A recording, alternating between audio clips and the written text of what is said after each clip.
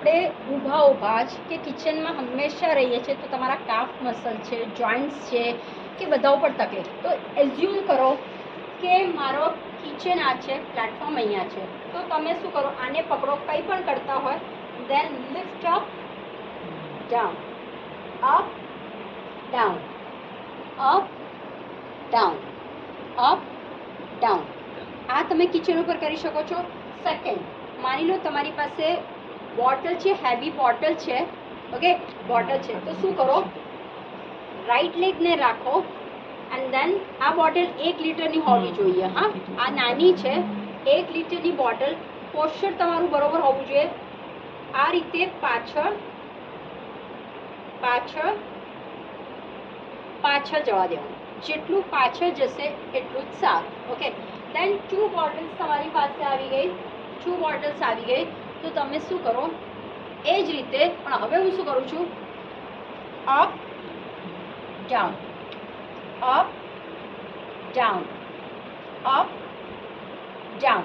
Okay, now the second thing કે કિચનમાં છો, પ્લેટફોર્મ છે, નીમાં ઘૂંટણમાં બહુ દુખે છે, અપ રાખો, અપ રાખો એન્ડ દેન અહીંયાથી જ અપ ડાઉન, અપ ડાઉન.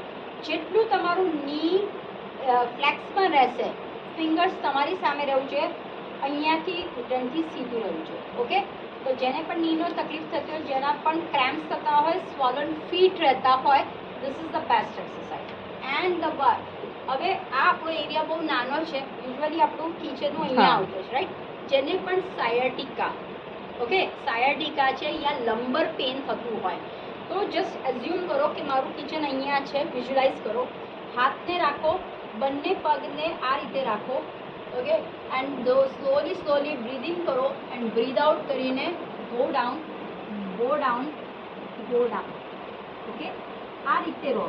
પછી ધીરે ધીરે ધીરે ધીરે ધીરે ધીરે ધીરે ધીરે ધીરે ધીરે ધીરે ધીરે ધીરે ધીરે ધીરે ધીરે ધીરે આ રીતે. Okay, slowly slowly slowly slowly slowly slowly slowly slowly slowly slowly આ અને 2 એક્સરસાઇઝ કરશો તો તમારા મોટે ભાગનું જે આ છે ને, અહીંયાના બધા જ પ્રોબ્લેમ સોલ્વ થઈ જશે. ઓકે, અને હવે થાય છે કે એનર્જી મારે જોઈએ છે, તો સ્ક્વોટ્સ છે તમારી પાસે. તો શું કરો, તમે અહીંયા ઊભા છો, તમારી પાસે કિચનમાં કોઈ પણ આ રીતે ઊભા રહી જાઓ. ઓકે, સી એકદમ સ્ટીફ કોઈ વસ્તુ રાખો એન્ડ સ્ક્વોટ્સમાં આવી જાઓ. આ રીતે રાખ્યું છે અને સ્ક્વોટ્સમાં આવી જાઓ. પણ માની લો આ રીતે ઇમ્બેલેન્સ થઈ ગયું હમણાં, નો પ્રોબ્લેમ, ખુરશીને લઈ લો. શું કરો, સિમ્પલ, આગળ બેસો, આગળ બેઠા, ઊભા થયા, નીચે બેસી ગયા, ઊભા થયા, નીચે બેસી ગયા, ઊભા થયા, નીચે બેસી ગયા. ઈચ એન્ડ એવરીવન કરી શકે છે. આમાં તમારું ફૂલ ટોપ ટુ બોટમનું સર્ક્યુલેશન થઈ જશે અને તમારી બધી જ. તો આની સાથે તમે લોકો તમારી રીતે મુદ્રાને પણ એટેચ કરી શકો છો. જેમ મેં તમને મુદ્રાનું કીધું હતું, એક ધ્યાન રાખો, રોજ કાર્ડિયો એક્સરસાઇઝ કરવી યા ટ્રેડમિલ ઉપર તમે જો 1 કલાક દોડવા માંગતા હોય પણ નથી, શું કરો, આ રીતે પકડવાનું છે. ઓકે, અને ફક્ત તમારે જે સેકન્ડ ફિંગર્સ છે આ રીતે નીચે રાખો, બધા આ રીતે, ત્યાં પણ લઈ લો, બધાની આ રીતે કરો. નાવ શું કરશો, આમાં જ તમે હવે નીચે નાખો. ક્યાં નસ ખેંચાય છે, પાછું ઉપર જવા દો. યસ, નાખો નીચે.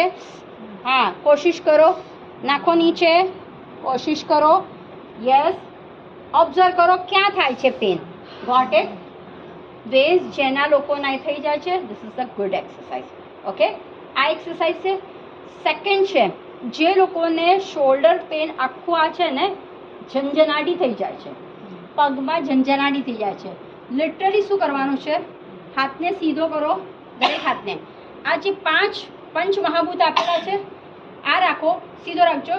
આમ ફ્લેક્સિબલમાં નહીં રાખતા, હાથ પણ કડક, અને એને ખેંચો, ટાઈટ રાખીને ખેંચો, ખેંચો, આખો નહીં જવા દો, ઓપન, આખો નહીં જવા દેતા, ફક્ત આ વેડા સુધી જ ખેંચવાનું છે, આગળના વેડા સુધી ખેંચો, ઓપન કરો અને ફીલ કરો નસ ઉપર ખેંચો, ઓ બને, પણ કડક રાખવાનું છે. ઓકે, આ થયું. અહીંયાથી ખેંચાશે. સેકન્ડ, હવે હું શું કરું છું, આગળ લઈ જાઉં છું.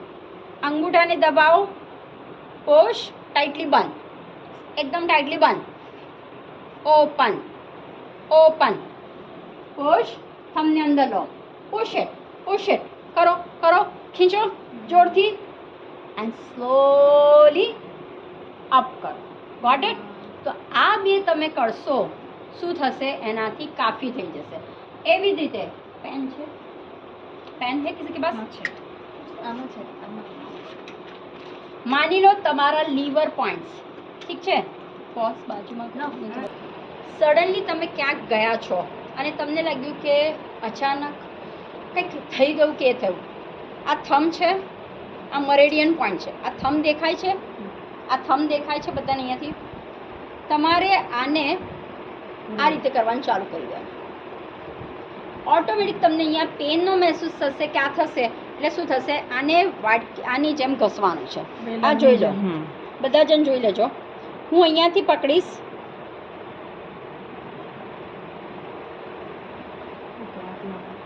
ધીરે ધીરે આગળ પણ જઈ શકો છો, પણ મારે વેલણની જેમ બતાડવું છે એટલા માટે હું અહીંયા બતાડું છું. ઓકે, દેન કઈ ક્યાંક ને ક્યાંક એમનું હશે એટલે સોલ્યુશન તમને મળી જશે. Same to same legs.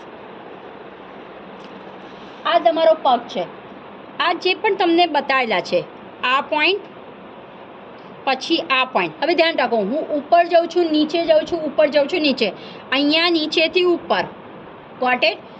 અહીંયા હું નીચે જાઉં છું, અહીંયા હું ઉપર આવું છું, અહીંયા હું નીચે જાઉં છું, અહીંયા વાપસમાં ઉપર આવું છું. Got it? તો હું શું કરીશ, અહીંયાથી હું ચાલુ કરીશ, આ રીતે ઉપર આવવાનું, દેન પ્રેસ ઇટ, દેન અહીંયાથી પ્રેસ ઇટ. હવે જો એવું લાગે, then you can use hand, fingers ને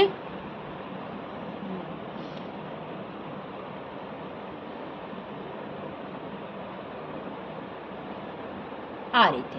ગોટ ઇટ? એવી જ રીતે આ જે તમારો પગ છે ને, એ તમારા આખા શરીરનું છે, રાઈટ?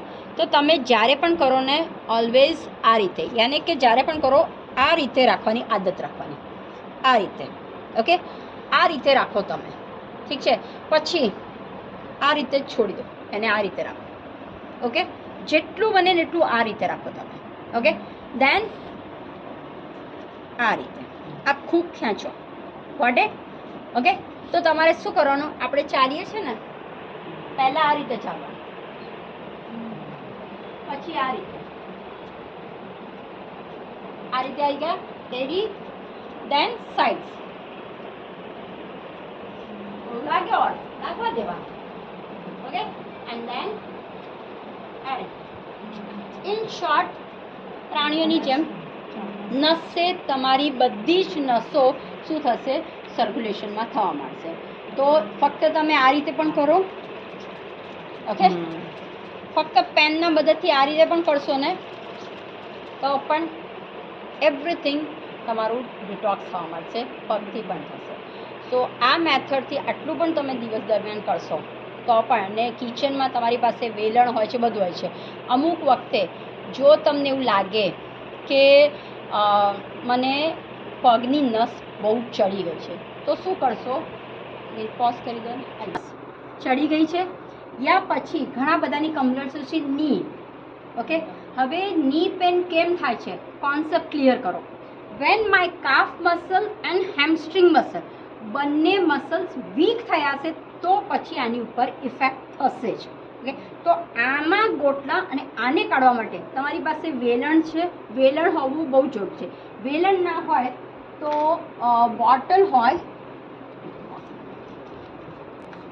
અહીંયા આપણે છીએ, શું કરી દેવાનું, આખું પ્રેસ કરીને આ રીતે કરીને આગળ, પાછું પ્રેસ કરીને નીચે, અગેન પ્રેસ કરીને આગળ. ઓકે, ફેરીએ જેમ આપણે રોલ કરતા એ રીતે તમે કરશો તો તમારું આ થઈ જશે. સેમ ટુ સેમ ધ્યાન રાખો અહીંયા પણ. ઓકે, ઘણા બધાને આ જગ્યાએ પણ સેમ ટુ સેમ જેને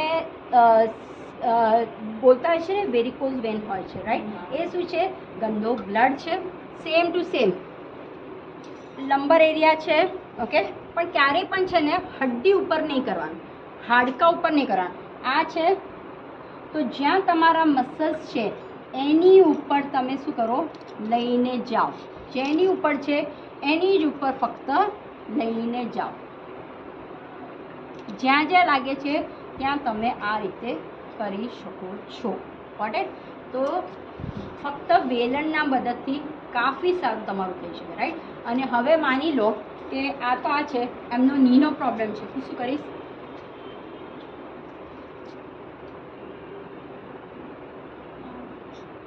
ગોટ ઇટ? આ રીતે કરીશું એટલે શું થશે? આ બંને તમારા મસલ્સ સ્ટ્રેન્થ થશે. મસલ્સ સ્ટ્રોંગ થવા બહુ જરૂરી છે. એટલા માટે આપણે 30 વર્ષની ઉંમર પછી મસલ સ્ટ્રેન્થનિંગની એક્સરસાઇઝ કરવાની છે. જેટલું તમારા મસલ સ્ટ્રોંગ થશે ને તો તમારે પ્રોટીન કામ લાગશે, અધરવાઇઝ દાલ નહીં કામ લાગે. ઓકે?